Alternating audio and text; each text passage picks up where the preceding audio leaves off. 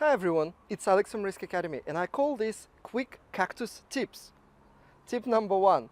Instead of writing risk management roles and responsibilities in your risk policy or a framework document, as most of you are doing, consider the following. Consider making adjustments to existing position descriptions, job descriptions, committee charters, and other business units, policies and procedures where it's appropriate to include the obligation or the responsibility to consider risks when making decisions.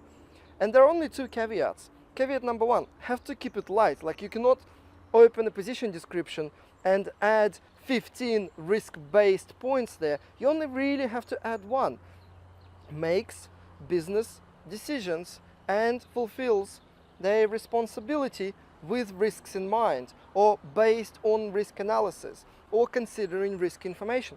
Literally, that's all you have to do. So caveat number 1, keep it light. You only, technically speaking, have to add 1 little sentence in all of those documents, because all you need is a little hook to make sure you can reference it later when you try and improve culture and when you try and implement different changes in risk management too.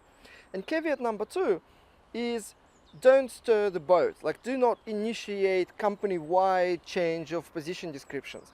Just make friends with HR and make sure they tell you when they begin to make changes for some other reason.